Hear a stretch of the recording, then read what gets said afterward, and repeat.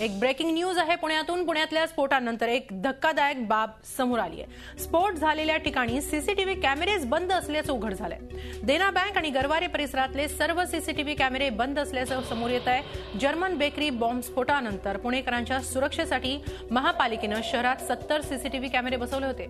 मात्र या कॅमेऱ्यांची नंतर देखभाल करण्यात कुचराई केल्याचंच कालच्या घटनेनंतर उघड झालंय। मात्र आता याला वेगळ्या वादाचं स्वरूप आलंय। या सीसीटीव्हीचा खर्च कुणी करावा यावरून महापालिका आणि पोलिसांमध्ये भांडण सुरू होतं आणि त्यामुळे हे सर्व कॅमेरे बंद असल्याचं पुढे आले। मात्र या भांडणात पुणेकरांची सुरक्षा कशी दावणीला बांधली गेली हेच समोर आलंय।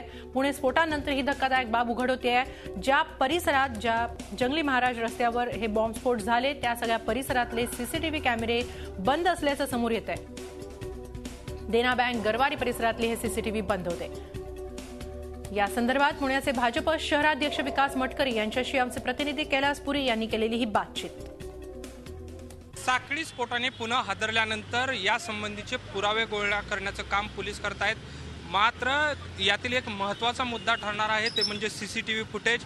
पुण्यातल्या बहुतांश ठिकाणी सीसीटीव्ही कॅमेरे लावलेले आहेत, मात्र त्यांच्या अवस्था असून नसल्यासारखी आहे। नेमकं काय मुद्दा आहे आपण जाणून घेऊयात। भाजपचे वरिष्ठ नेते विकास मटकरी आपल्या समोर आहेत। काय स्थिती आहे, काय सांगाल तुम्ही? पुणे महापालिकेने 3.5-4 वर्षापूर्वी पुण्यातल्या जवळजवळ 70-80 चौकामध्ये आणि सार्वजनिक वाहतुकीच्या सेन्सिटिव्ह जागांवरती 80 पेक्षा जास्त कॅमेरे लावले आहेत। त्यासाठी 10 कोटी रुपये खर्च केले। या कॅमेऱ्याचा हेतू असा होता की ज्या राष्ट्रविरोधी शक्ती असतील त्या याच्यातून टिपल्या जातील, अपघाताचे प्रसंग टिपले जातील, वाहतुकीचे नियम मोडणारे लोक टिपले जातील।